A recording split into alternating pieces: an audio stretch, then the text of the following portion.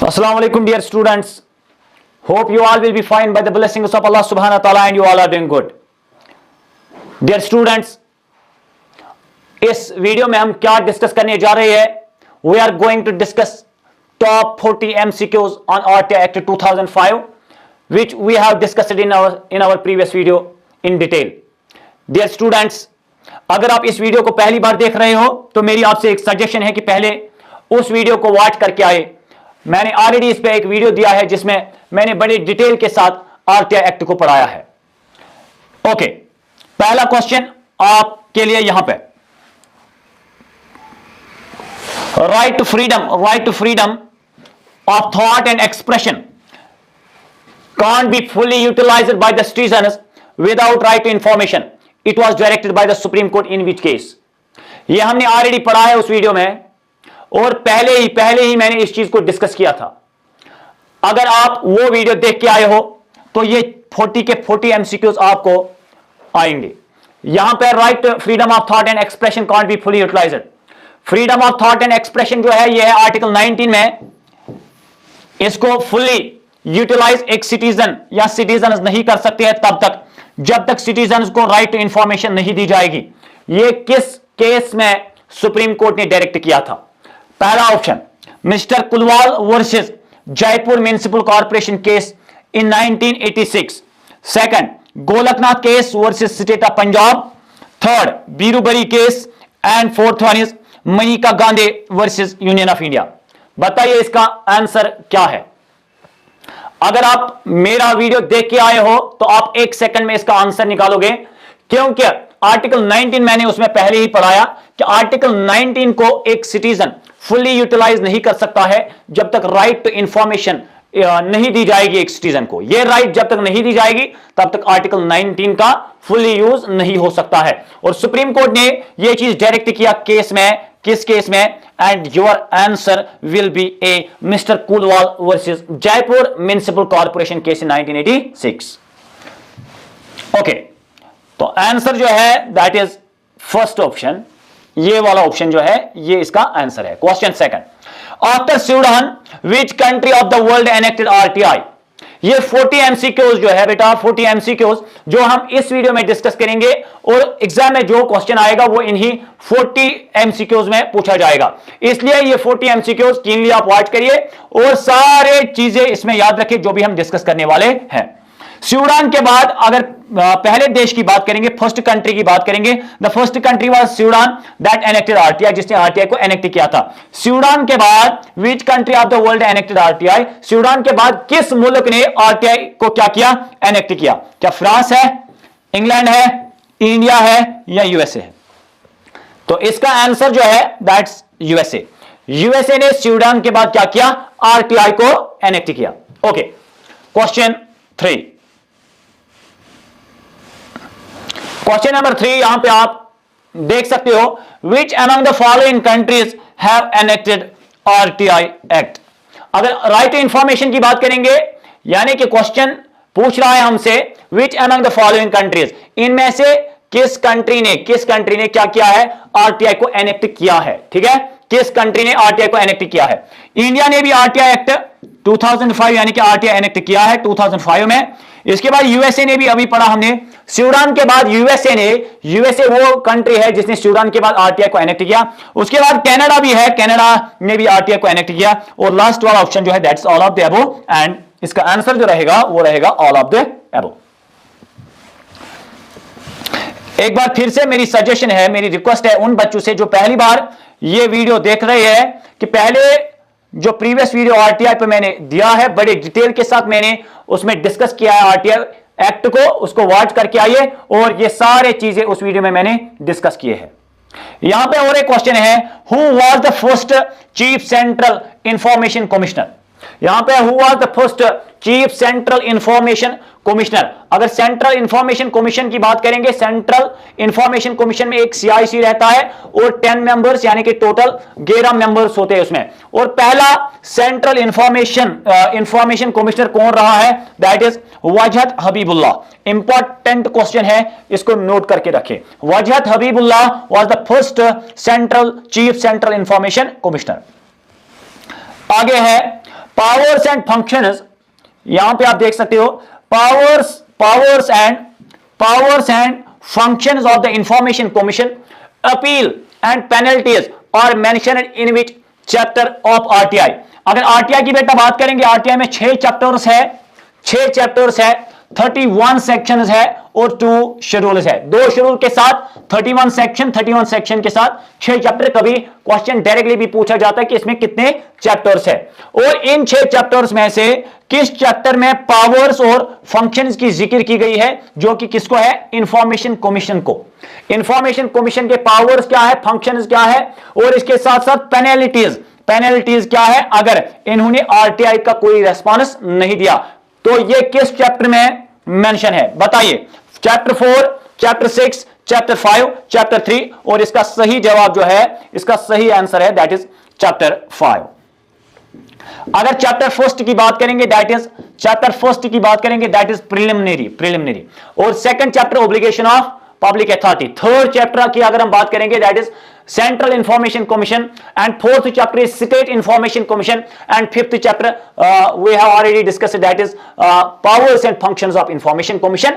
And in this chapter, इस chapter में हमें यह भी मिलता है कि पेनल्टीज क्या होते हैं, किसको, इंफॉर्मेशन कमिश्नर्स को या चीफ इंफॉर्मेशन कमिश्नर को, यानी कि या एआईपीओ को, अगर उन्होंने आरटीआई का रेस्पॉन्स नहीं दिया। Who proposed the idea of RTI in India first? पहली बार इंडिया में आरटीआई का आइडिया किसने प्रपोज किया, किसने दिया? ए बी वाजपेयी, यहां पे ए बी वाजपेयी, इंदिरा गांधी, और इसके 2 ऑप्शन नीचे है, यहां पे आप देख सकते हो, वाजहत हबीबुल्लाह एंड वीपी सिंह। अगर आपने ये टॉपिक पढ़ा है, अगर आपने मेरा वीडियो देखा है, तो 1 सेकंड में आपको आंसर आना चाहिए, और इसका सही जवाब जो है that is VP Singh. Okay good, आगे चलते हैं। वीपी सिंह की अगर हम बात करेंगे, प्राइम मिनिस्टर रहे हैं, फॉर्मर, ठीक है, प्राइम मिनिस्टर रहे 1990s में। चले आगे। First RTI movement was started in which state of India? किस स्टेट में इंडिया के किस स्टेट में पहली बार आरटीआई मूवमेंट चलाया गया है कि आरटीआई को लाना चाहिए? एंड दिस मूवमेंट वाज, यहां पे मैं एक हिट भी दूंगा, यह भी मैंने डिस्कस किया है वीडियो में कि आरटीआई मूवमेंट जब स्टार्ट हुआ, it was against the local corruption. Punjab state में, राजस्थान में, और भी 2 ऑप्शन यहां पे हम देख सकते हैं, या आसाम या जम्मू एंड कश्मीर। शाबाश, एक आसाम और जम्मू एंड कश्मीर। अगर बात करेंगे तो इसका सही आंसर जो है that is Rajasthan, and the movement was started by MKSS, Mazdoor Kisan शक्ति संगठन की अगर हम बात करेंगे। ओके, ये भी 1990s में ये मूवमेंट चलाया गया। इसके बाद है or taken by public officials is mentioned in which schedule of the RTI? यानी कि ऑथ के बारे में जो पब्लिक ऑफिशियल्स ऑथ उठाते हैं, जिसको हम हलफ कहते हैं, ठीक है, हाँ, तो ये किस शेड्यूल में, ऑथ के बारे में किस शेड्यूल में लिखा गया है? इसके 2 ही शेड्यूल है, एक है शेड्यूल 1 और एक है शेड्यूल 2। शेड्यूल 1 में है या शेड्यूल 2 में है, या बोथ ए एंड बी, या नन ऑफ द अबव, और इसका सही आंसर जो है दैट इज शेड्यूल फर्स्ट। इन चीजों को हमने बड़े डिटेल के साथ प्रीवियस वीडियो में हमने डिस्कस किए हैं, ठीक है, इसलिए एक बार आप उस वीडियो को वॉच करके आइए। इसके बाद है और एक question, in case of corruption, intelligence and security organizations are not exempted from RTI. It is mentioned in which schedule of RTI Act 2005? अगर RTI Act 2005 की बात करेंगे, और इसमें एग्जेप्शंस भी होते हैं, जैसे कि इंटेलिजेंस और सिक्योरिटी पे हम क्या नहीं लगा सकते हैं, हम आरटीआई नहीं लगा सकते हैं, बट अगर इन्होंने करप्शन किया या वायलेशन ऑफ ह्यूमन राइट्स की, तब इन पे क्या कर सकते हैं, तब इन पे आरटीआई लगा सकते हैं। ये किस शेड्यूल में लिखा है? इसके 2 ही शेड्यूल है, शेड्यूल फर्स्ट और ये अभी हमने डिस्कस किया, इसमें है ऑथ, और सेकंड की अगर बात करेंगे दैट इज शेड्यूल सेकंड, और शेड्यूल सेकंड में यही लिखा है कि करप्शन के टाइम पे इंटेलिजेंस और सिक्योरिटी ऑर्गेनाइजेशन पे भी क्या लगाया जाता है, आरटीआई लगाया जाता है। ओके, तो इसका सही आंसर जो है दैट इज शेड्यूल 2।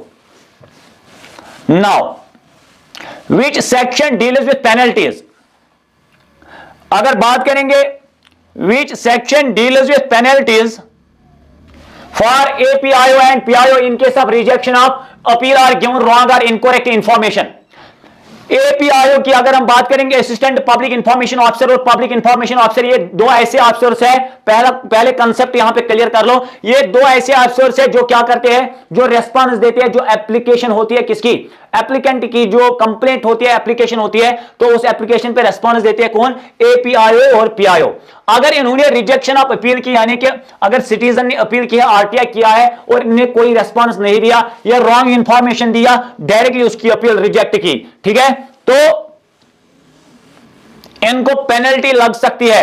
कितनी पेनल्टी लग सकती है वो भी आगे हम डिस्कस करेंगे एक एमसीक्यू में, सेक्शन 31 के अंदर, सेक्शन 22 के अंदर, सेक्शन 20 के अंदर या सेक्शन 19 के अंदर। इसका सही आंसर जो है यहां पे आप देख सकते हो, दैट इज सेक्शन 20 में ये लिखा है कि इन पे क्या लग सकती है, पेनल्टी लग सकती है अगर इन्होंने विदाउट एनी रीजनेबल कॉज क्या किया है, रिजेक्शन किया है किसकी, अपील की। आगे क्वेश्चन नंबर 11 यहां पे आप देख सकते हो, state information commission is mentioned in which chapter of RTI act 2005। बेटा यहां पे ये इंपॉर्टेंट सवाल है, चैप्टर 4, चैप्टर 5, चैप्टर 6, चैप्टर 3। तो मैंने अभी आपको चैप्टर्स पढ़ाए। पहला चैप्टर जो है दैट इज प्रिलिमिनरी, और सेकंड चैप्टर का नाम क्या है, obligation of public authority, and third chapter is central information commission, and fourth one is SIC, state information commission. और इसका सही आंसर जो है एक सेकंड में आपको निकालना है, दैट इज सेक्शन 4। गुड, यानी कि चैप्टर 4, सॉरी। आगे चलते हैं, क्वेश्चन नंबर 12 की बात करेंगे। when did RTI Act of 2005 became applicable on the UT of Jammu and Kashmir in the year। यानी कि RTI Act 2005 जो इंडिया का है, ये जम्मू एंड कश्मीर पे कब एप्लीकेबल हो गया, और साल बताना है आपको 2017, 19, 2022, 2025। और इसका सही आंसर दैट इज 2019 की बात करेंगे। Jammu and Kashmir reorganisation act की अगर बात करेंगे, जो कि फोर्स में आया था 31 अक्टूबर 2019, और इस दिन जम्मू एंड कश्मीर को क्या किया गया था, डिवाइड किया गया था यूनियन टेरिटरीज में, 2 यूनियन टेरिटरीज में। और इसी साल की अगर हम बात करेंगे, इसी डेट की बात करेंगे, तो इसी के साथ जो जेएंडके का अपना आरटीआई था, जो कि 2009 में फोर्स में आया था, इसको क्या किया गया, रिप्लेस किया गया किससे, आरटीआई एक्ट 2005 से, ठीक है। और आरटीआई एक्ट 2005 जो इंडिया का है वो जेएंडके पे लागू हो गया। समझ में आ रहा है ना? हां, बड़े डिटेल के साथ हम इन एमसीक्यूज को डिस्कस कर रहे हैं। यहां पे और एक question, central information commission consists of how many members. ये चीजें सब हमने पढ़े हैं, सब चीजें मैंने पढ़ाए हैं वीडियो में। सेंट्रल इंफॉर्मेशन कमीशन में कितने मेंबर्स होते हैं, कितने मेंबर्स होते हैं, 11 members excluding chief information commissioner, पहला ऑप्शन। दूसरा, इंफॉर्मेशन कमिश्नर्स एंड 1 सीआईसी, और इसके साथ 10 मेंबर्स इंक्लूडिंग सीआईसी, यानी कि चीफ इंफॉर्मेशन कमीशन। और इसका है none of the above. Answer जो इसका रहेगा दैट इज यहां पे है 10 आईसी है, 10 मेंबर्स, यानी कि इंफॉर्मेशन कमीशन एंड यहां पे 10 information commission, 10 information commissioner and 1 CIC, यानी कि इसमें टोटल 11 मेंबर्स होते हैं, 11 मेंबर्स होते हैं। एक होता है chief central information commission, plus इसके साथ होते हैं 10 इंफॉर्मेशन कमिश्नर्स। तो यहां पे ये वाला जो है, ये वाला ऑप्शन रॉन्ग है, क्योंकि यहां पे 11 मेंबर्स है एक्सक्लूडिंग चीफ इंफॉर्मेशन कमिश्नर, ये गलत है क्योंकि इसमें 10 ही मेंबर होते हैं, ठीक है। हां, इसके साथ 10 इंफॉर्मेशन कमिश्नर्स एंड 1 सीआईसी, ये है करेक्ट आंसर। टोटल मेंबर्स होते हैं इसमें 11। इसके साथ और एक क्वेश्चन यहां पे आप देख सकते हो, chief information commission is appointed by, chief information commissioner को कौन अपॉइंट करता है, तो यहां पे डायरेक्टली जो आंसर आपका रहेगा दैट इज प्रेसिडेंट। और अगर स्टेट इंफॉर्मेशन कमिश्नर होगा तो तब इसका आएगा आंसर गवर्नर। अब सर यहां पे गवर्नर भी आ सकता है, बट गवर्नर ऑप्शन में नहीं है, इसलिए मैंने किस पे टिक की, प्रेसिडेंट पे टिक की। RTI act came into force on, ये तो बहुत आसान क्वेश्चन है, तो इसका सही answer 11 May 2005, 12 August 2005, 12 October 2005 and 10 सितंबर 2005। और इसका सही आंसर जो है दैट इज 12 अक्टूबर 2005। आगे क्वेश्चन नंबर 16 यहां से आप देख सकते हो, what is the time limit to get information concerning the life and liberty of a person. What is the time limit, क्या टाइम लिमिट होता है अगर हमें इंफॉर्मेशन चाहिए किसी मैटर के मुतालिक, जो मैटर रिलेटेड टू लाइफ और लिबर्टी ऑफ ए पर्सन होगा। यानी कि अगर हम इंफॉर्मेशन चाहते हैं फ्रॉम पब्लिक अथॉरिटी, और जो हमारा इश्यू है वो है about life and liberty of a person, तो तब कितने टाइम में हमें रेस्पॉन्स आना चाहिए, कि टाइम लिमिट क्या रहता है उस टाइम, ओनली द 48 आवर्स में हमें क्या चाहिए, इंफॉर्मेशन चाहिए।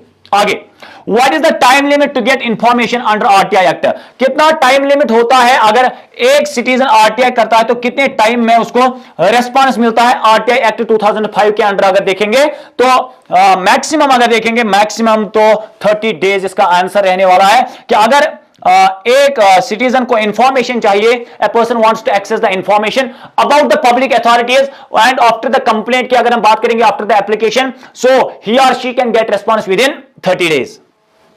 इसके बाद और एक क्वेश्चन है, under RTI act citizen can seek information from the following, यानी कि आरटीआई के अंडर एक सिटीजन किन से इंफॉर्मेशन ले सकता है, private companies, institutions, association and public authority, ये भी हमने डिस्कस किया है और इसका सही आंसर जो है दैट इज पब्लिक अथॉरिटी। आगे क्वेश्चन है, under RTI act the languages of the applicants की अगर हम बात करेंगे बेटा, तो यहां पे अगर एक सिटीजन को आरटीआई करना है, इसको इंफॉर्मेशन चाहिए, तो इसको एक एप्लीकेशन पहले लिखनी है, और वो एप्लीकेशन किस लैंग्वेज में ये लिख सकता है, हिंदी ये भी सही है, इंग्लिश ये भी सही है, वर्नाक्यूलर यानी कि रीजनल लैंग्वेज ये भी सही है, और इसका आंसर जो है that is option D all, यानी कि हिंदी के साथ साथ इंग्लिश में भी लिख सकते हो, और इंग्लिश हिंदी नहीं आती है तो लोकल लैंग्वेज भी चल सकती है। ओके, तो ये 19 क्वेश्चंस, टॉप 19 एमसीक्यूज अभी तक हमने डिस्कस किए, and now this is question number 20 which is the most important question, कि किस मुल्क ने, किस इंडियन स्टेट ने पहली बार आरटीआई को क्या किया, एनेक्ट किया। अगर मूवमेंट की बात करेंगे, मूवमेंट तो उठी कहां से, राजस्थान से मजदूर किसान शक्ति संगठन ने उठाई, बट एनेक्ट किस स्टेट ने किया, पहली बार अगर देखेंगे किस स्टेट ने लागू किया आरटीआई एक्ट, राजस्थान नहीं, यूपी भी नहीं, तमिलनाडु, ये चीजें हमने डिस्कस किए हैं, ठीक है। ओके,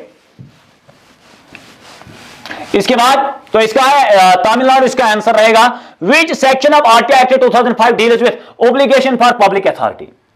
पब्लिक अथॉरिटी को कुछ ऑब्लिगेशन, सिर्फ पावर्स नहीं होते हैं बल्कि इनको कुछ ऑब्लिगेशंस भी होते हैं, ये किस सेक्शन में लिखा गया है, and answer will B option 3 that is section 4। Section 4 में ये चीज लिखा गया है, ऑब्लिगेशन फॉर पब्लिक अथॉरिटी के लिए कौन कौन सी ऑब्लिगेशन या हम कह सकते हैं ड्यूटी होती है। आगे, when did the RTI bill pass in Lok Sabha, बेटा अगर हम बात करेंगे आरटीआई बिल पहली बार लोकसभा में ही पास हुई थी, फिर राज्यसभा में अगर बात करेंगे, फिर प्रेसिडेंट का एसेंट आया था, तो ये अगर बात करेंगे 11 जुलाई 2004 गलत है, 11 जुलाई 2005 ये भी गलत है, इसके बाद 11 मई 2005, इसके बाद 13 अक्टूबर 2005, और इसका सही आंसर जो है दैट इज 11 मई 2005। फिर एक दिन के बाद 12 मई की अगर बेटा बात करेंगे, 12 मई 2005 में ये बिल जो है ये राज्यसभा में भी पास हुई, और इसके बाद अगर बात करेंगे 15 जून की 2005 तो प्रेसिडेंट का एजेंट मिला, और 12 अक्टूबर की अगर हम बात करेंगे तो ये क्या आया, फोर्स में आया। आगे चलेंगे बेटा, when did Rajya Sabha pass the RTI bill, अभी अभी मैंने डिस्कस किया 11 मई के बाद 12 मई आता है, और एक ही दिन लग गया लोकसभा से लेकर राज्यसभा तक इस बिल को पहुंचने में, और 12 मई 2005 इसका करेक्ट आंसर रहेगा। आगे, when did present if India had given his asset on RTI bill, अच्छा वे प्रेजेंट नहीं है, यहां पे है president. When did president of India, if नहीं है यहां पे ऑफ कर दीजिए, when did president of India had given his asset, यहां पे सुपर एरर हुआ है, यहां पे प्रेसिडेंट ऑफ अच्छे से लिख लीजिए, When did President of India had given his assent on RTI bill? President of India ने RTI बिल पे assent कब दिया, साइन कब किया, ये भी ऑलरेडी हमने डिस्कस किया है 15 जून 2005। अभी मैंने एक एमसीक्यू में इसको बड़ी डिटेल के साथ आपको समझाया है कि कब लोकसभा में पास हुई, कब राज्यसभा में, और प्रेसिडेंट का एसेंट जो मिला है वो मिला है 15 जून 2005। क्वेश्चन नंबर 25 आपके स्क्रीन पे आप देख सकते हो, विच स्टेट ऑफ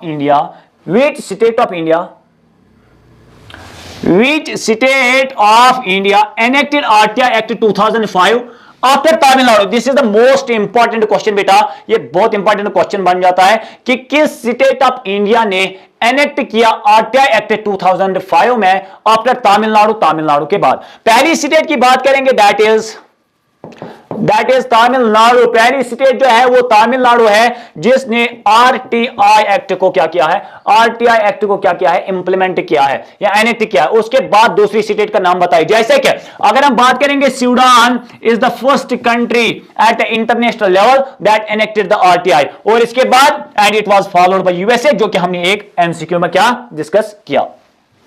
तो इसका सही आंसर जो आपका रहेगा बेटा वो है Goa. Goa is the right answer of this question and Goa is that state, Goa is that state that implemented the RTI after Tamil Nadu. Tamil Nadu is first one and Goa is second one. Now, let us look here on the next question, that's question number 26. What is the name of the first chapter of RTI? पहले chapter का नाम बताना है। मैं आपको याद करवा रहा हूं ये चैप्टर्स क्योंकि इंपॉर्टेंट है। कभी कभी तो डायरेक्टली भी क्वेश्चन पूछा जाता है बेटा किस पे, चैप्टर्स पे। तो इसके 6 चैप्टर्स टोटल है। कितने हैं? इसके 6 चैप्टर्स टोटल है। पहले चैप्टर का नाम है प्रिलिमिनरी, जिसमें सेक्शन 1 और सेक्शन 2 आता है। इसके बाद है obligation of public authority, second one.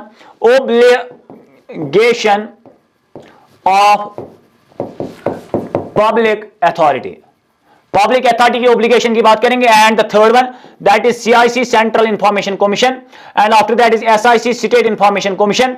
और अगर हम बात करेंगे fifth one that is powers and functions of information commission, and the sixth one that is miscellaneous.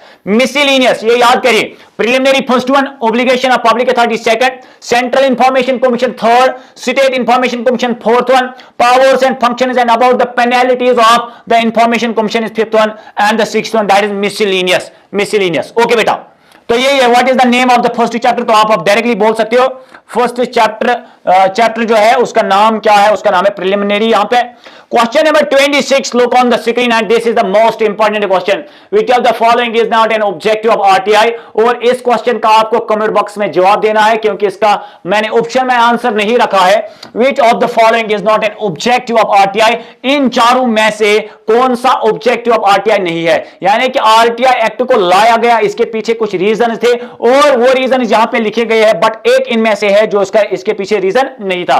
Contains corruption को खत्म करना या कम करना, ट्रांसपेरेंसी एंड अकाउंटेबिलिटी, गवर्नमेंट को आंसरेबल बनाना, और ओपिनियंस लाना between the citizens and government. क्या ये भी ऑब्जेक्टिव था? ये भी ऑब्जेक्टिव था। एम्पावर द सिटीजन को राइट देना to seek the information from the public authority, and power to political parties, और पॉलिटिकल पार्टीज को क्या देना? पावर देना। इन 4 ऑप्शन में से आपको खुद चूज करना है कि कौन सा ऑप्शन इसका सही आंसर रहेगा। ये आप कमेंट बॉक्स में जरूर बताइए। क्वेश्चन नंबर 27 का आंसर ये मैं आप पे छोड़ता हूं। After 2019 RTI amendment act, the salaries and the allowances of the information commissioners and chief information commissioner will be decided. यहां पे विल बी डिसाइडेड बाय, फिर है लास्ट में by, will be, give me a second, यहां पे है will be decided by, यानी कि 2005 आरटीआई एक्ट में एक अमेंडमेंट हुआ है। ये अमेंडमेंट क्या है बेटा? ये 2019 अमेंडमेंट एक्ट भी मैंने लास्ट में उस वीडियो में बड़े डिटेल के साथ और बड़े आसान लैंग्वेज में समझाया है, इसलिए मैं बार बार बोल रहा हूं कि उस वीडियो को एक बार वॉच करके आइए। और आप इन 40 क्वेश्चंस में से बिल्कुल 40 करोगे, वो भी 40 मिनट में नहीं, कुछ ही मिनट्स में। आप सिर्फ एक क्वेश्चन 10 सेकंड्स में निकालोगे। आगे आफ्टर 2019 एक्ट जो आरटीआई में हुआ, तो इस एक्ट में कहा गया कि जो सैलरीज और अलाउंसेस जो है इंफॉर्मेशन कमिश्नर्स के और चीफ इंफॉर्मेशन कमिश्नर्स के, अब वो डिसाइड करेगा कौन? सेंटर स्टेट बोथ या नन। यहां पे सेंटर स्टेट बोथ नन। 2019 के बाद अगर हम बात करेंगे, चाहे वो चीफ इंफॉर्मेशन कमिश्नर है या इंफॉर्मेशन कमिश्नर है, इनकी सैलरी और अलाउंसेस जो रहने वाले हैं, it will be decided by the centre. और इसका सही आंसर जो है that's option A, centre government. Now look on the question 29। Under section 2F की अगर हम बात करेंगे, अंडर सेक्शन 2 क्लास F की बात करेंगे आप RTI, the definition of the information includes, यानी कि इंफॉर्मेशन का मतलब क्या है आरटीआई के अंदर? क्या इंफॉर्मेशन का मतलब है? Records, documents, opinions, all. इसका सही आंसर है ऑल, क्योंकि सेक्शन 2F में लिखा है इंफॉर्मेशन इंक्लूड्स, इंफॉर्मेशन में क्या क्या आ सकता है, रिकॉर्ड्स, गवर्नमेंट के रिकॉर्ड से, डॉक्यूमेंट से या ओपिनियन से हम इंफॉर्मेशन हासिल कर सकते हैं। Question number 30, that's very very important question, question 30। Before RTI act 2005 की अगर बात करेंगे, 2005 में जो आरटीआई एक्ट आया उससे पहले right to information was included as a fundamental right in which article of Indian constitution, यानी कि ये जो राइट टू इंफॉर्मेशन थी ना, ये फंडामेंटल राइट थी इंडिया के कॉन्स्टिट्यूशन में। किस आर्टिकल में? Article 25, 19, 15, 20 and the correct answer is 19। RTI act 2005 से पहले आर्टिकल 19 में इस चीज को मेंशन किया गया था कि right to information is a fundamental right for all the citizens who are living in India. Now, question number 31, RTI Act 2005 replaced which act? यानी कि जो 2005 में क्या हुआ है, आरटीआई एक्ट जो पास हुआ है 2005 में, इससे पहले भी एक एक्ट इंडिया में था, दैट इज यहां पे आप देख सकते हो, इसके जो ऑप्शन रहने वाले हैं, 2002 में वो पास हुआ था, फ्रीडम ऑफ इंफॉर्मेशन एक्ट 2002। ये फ्रीडम ऑफ इंफॉर्मेशन 2002 एक्ट की अगर हम बात करेंगे तो ये रिप्लेस हुआ आरटीआई एक्ट 2005 से। तो क्वेश्चन जो है, क्वेश्चन हमारे दिमाग में आता है कि if The act was already there, freedom of information was already there, अगर ये फ्रीडम ऑफ इंफॉर्मेशन ऑलरेडी वहां इंडिया में थी, ये एक्ट पास किया गया था, फिर इसको रिप्लेस क्यों किया गया? क्योंकि इसके जो रूल्स थे वो इतने स्ट्रिक्ट नहीं थे, इतने मैंडेटरी नहीं थे सिटीजन्स पे, और ये प्रॉपरली, ये फ्रीडम ऑफ इंफॉर्मेशन एक्ट जो है, इस एक्ट के जरिए प्रॉपरली काम नहीं किया जाता था, इसीलिए एक स्ट्रिक्ट या रिस्ट्रिक्टेड या हम कहेंगे मैंडेटरी रूल्स लाए गए सिटीजन्स के लिए, और उसी एक्ट का नाम पड़ा है आरटीआई एक्ट 2005, इसलिए इसको रिप्लेस किया गया है। otherwise the act was already there. Now question number 32, यहां पे आप देख सकते हो, who is the current CIC of India? Current CIC of India कौन है? यानी कि CIC में यहां पे आपको बोलूंगा CIC मीन्स सेंट्रल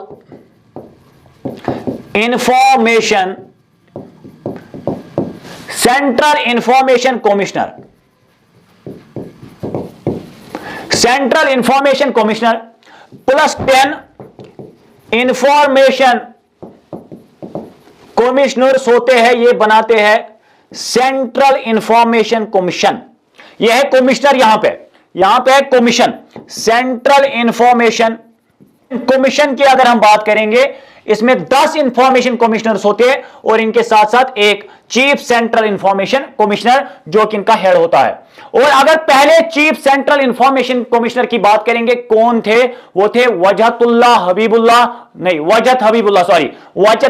और करंटली अगर बात करेंगे who is the current CIC of India, that is Hiralal, यहां पे देख सकते हो आप, हीरालाल समारिया। क्या है? Hiralal Samaria, okay, Samaria, okay.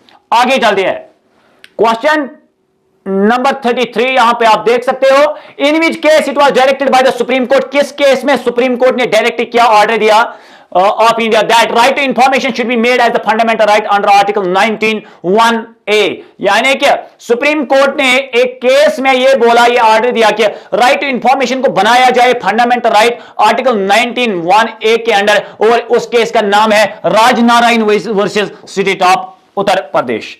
Now, who did not pay fee to desire information under RTI Act? इसका जवाब आप कमेंट बॉक्स में जरूर बताइए। क्वेश्चन नंबर 34 आप मार्क करिए, यानी कि किसको आरटीआई के अंडर, आरटीआई एक्ट के अंडर 2005 में जो आरटीआई एक्ट हुआ है, इसके अंडर किसको फीस नहीं भरनी होती है अगर वो चाहता है कोई इंफॉर्मेशन पब्लिक अथॉरिटी से। ओके, इसके ऑप्शन मैं यहां पे बताऊंगा आपको, बट आंसर जो है वो आप खुद बताइए। एक है यहां पे सोशल एक्टिविस्ट, क्या अगर सोशल एक्टिविस्ट आरटीआई करेगा क्या उसको 10 रुपए की फीस होती है? अगर आरटीआई की जनरली बात करेंगे तो फीस जो इसकी रहती है that is 10 rupees, but state में ये वेरी होता है, ठीक है बेटा, स्टेट्स में ये वेरी होता है, बट फिलहाल जनरली बात करेंगे तो 10 रुपीज। बट ये जो 10 रुपीज है इससे भी एग्जेम्प्टेड एक ग्रुप है आरटीआई एक्ट 2005 के अंदर, उस ग्रुप का नाम क्या है? सोशल एक्टिविस्ट है, वुमेन्स है या बीपीएल है? आप कमेंट बॉक्स में जवाब दीजिए। ऑल की अगर हम बात करेंगे, social activist, women, BPL, all, क्या तीनों है या तीन में से एक है? कमेंट बॉक्स में जरूर जवाब बताइएगा बेटा। तो यहां पे आप क्वेश्चन नंबर 35 देख सकते हो स्क्रीन पे, which section of RTI Act deals with the terms and conditions of office of CIC Central? बेटा अभी अभी हम बात कर रहे थे चीफ सेंट्रल इंफॉर्मेशन कमिश्नर की, तो विच सेक्शन, कौन सा सेक्शन या किस सेक्शन में लिखा गया है, डील करता है किसके साथ, terms and conditions. Terms and conditions का मतलब क्या है कि ये सीआईसी जो है इसकी टर्म कितने साल तक होती है, 5 साल, 3 साल या कुछ भी। 2005 से पहले अगर हम बात करेंगे तो इसकी टर्म जो थी वो थी 5 साल, बट 2019 में जो एक्ट पास हुआ ना बेटा, उस एक्ट में, अमेंडमेंट एक्ट में यह कहा गया कि इसकी टर्म 5 साल नहीं अब, बल्कि it will be decided by the centre. यानी कि इसके टर्म्स और कंडीशंस क्या रहने वाले हैं ऑफिस में, ये अब डिसाइड करेगा सेंटर, और ये किस सेक्शन में लिखा गया है, it is section 13। Section 13 CIC centre. और अगर बात करेंगे terms and conditions CIC state की, यानी कि चीफ इंफॉर्मेशन कमिश्नर, ये सेंटर का था और ये स्टेट का। और स्टेट के बारे में अगर हम बात करेंगे, that is section 16 deals with the terms and conditions of chief information commissioner of state. Okay. Now, let us go on question number 36. APIO, Assistant Public Information Officer, and PIO, Public Information Officer, are the two officers that are giving the response to the applicants. यानी कि ये applicants को क्या देते हैं, response देते हैं। अगर कोई भी application डालता है, कोई भी RTI करता है, तो RTI का जवाब देते हैं ये दो officers। और chosen by public authority with in 100 days, और इनको चूज करते हैं पब्लिक अथॉरिटी 100 डेज में, और responsible to answer the applicant file, ये तो हमने डिस्कस किया। It is mentioned in which section of RTI act 2005, यानी कि ये किस सेक्शन में लिखा गया है कि यही तो रेस्पॉन्सिबल होते हैं जवाब के लिए, यही जवाब देते हैं। ये लिखा है सेक्शन 5 में, यानी कि सेक्शन 5 में क्या लिखा गया है, मेंशन किया गया है, ये दो अफसर जो है ये है responsible to answer the applicant file. Okay, now question 37 यहां पे आप देख सकते हो बेटा, question 37, in which act it is mentioned that the information that is in which act it is mentioned that the information that is confidential nature or personal can't be disclosed under RTI Act 2005। किस act में ये mention किया गया है या किस act के under ये कहा गया है that the information that is, यानी कि कुछ इंफॉर्मेशन होती है कॉन्फिडेंशियल या कुछ इंफॉर्मेशन होती है पर्सनल, जिसको शेयर नहीं कर सकते, डिस्क्लोज नहीं कर सकते। ये किस एक्ट में कहा गया था, ठीक है बेटा, इन विच एक्ट, किस एक्ट में ये मेंशन है कि इंफॉर्मेशन जो कॉन्फिडेंशियल इन नेचर होगी या पर्सनल नेचर पे वो इंफॉर्मेशन होगी, यानी कि मेरी कुछ पर्सनल इंफॉर्मेशन है, मेरी पर्सनल लाइफ के बारे में, वो मैं शेयर नहीं कर सकता हूं, या कोई चीज कॉन्फिडेंशियल है, जैसे कि सिक्योरिटी को या इंटेलिजेंस ब्यूरो को क्या होता है, कोई कॉन्फिडेंशियल इंफॉर्मेशन होते हैं, वो उन चीजों को डिस्क्लोज नहीं कर सकते। ये किस एक्ट में मेंशन किया गया है, that is official secret act 1923, जो कि ब्रिटिश इंडिया में पास हुआ था। ये आप नोट करिए, ये बहुत ज्यादा इंपॉर्टेंट क्वेश्चन है। ऑफिशियल सेक्रेट एक्ट के अंदर जितने भी सेक्रेट्स आते हैं, जितनी भी कॉन्फिडेंशियल इंफॉर्मेशन आती है, पर्सनल इंफॉर्मेशन, उसको डिस्क्लोज नहीं कर सकते आरटीआई एक्ट के अंडर, ठीक है बेटा, क्योंकि ये चीजें एग्जेम्प्टेड है आरटीआई से। अब PIO and APIO must give information in maximum of the receipt of request. ये बहुत ज्यादा, ये वाला क्वेश्चन जो है ये बहुत इंपॉर्टेंट है बेटा। पीआईओ जो है पब्लिक इंफॉर्मेशन ऑफिसर को कितना टाइम होता है जब भी कोई आरटीआई फाइल करता है, तो आरटीआई का रेस्पॉन्स आना चाहिए किससे, पीआईओ से, कितने दिनों में, और एपीआईओ को कितने मैक्सिमम डेज होते हैं। क्या पीआईओ को 30 डेज और एपीआईओ को 40 डेज होते हैं। PIO 35, APIO 30, PIO 30, APIO 36, PIO 30 and APIO 35 will be the correct answer. यहां पे दो ऑप्शन जो है ये कंफ्यूजिंग है, 35 30, यहां पे 30 35, और इसका सही आंसर है बिल्कुल 30 और 35, क्योंकि पहले मेंशन है पीआईओ, इसलिए यहां पे है 30। पीआईओ के पास 30 डेज होते हैं और एपीआईओ के पास 35 डेज होते हैं, and option 4 will be your correct answer. Now question number 39, under section 8 of RTI act 2005, exemption of disclosure of information under RTI. यानी कि बेटा अगर हम बात करेंगे सेक्शन 8 जो है आरटीआई एक्ट 2005 का, इस सेक्शन में ये इस चीज को मेंशन किया गया है कि कुछ चीजें हैं जिन पे आरटीआई नहीं लग सकता है या जिनको डिस्क्लोज नहीं कर सकते हैं, ठीक है, यानी कि that are excepted from RTI, उन पे आरटीआई नहीं लग सकता या उनका डिस्क्लोजर नहीं हो सकता है। तो इनमें से अगर देखेंगे इंटेलिजेंस एंड नेशनल सिक्योरिटी जो है ये सही है। ट्रेड सेक्रेट्स, किसी के पास ट्रेड सेक्रेट्स होते हैं वो इनको शेयर नहीं कर सकता है। सॉवरेनिटी पे, इंडिया के सॉवरेनिटी पे या इंडिया की इंटीग्रिटी पे कोई सवाल नहीं पूछ सकता है, ठीक है बेटा।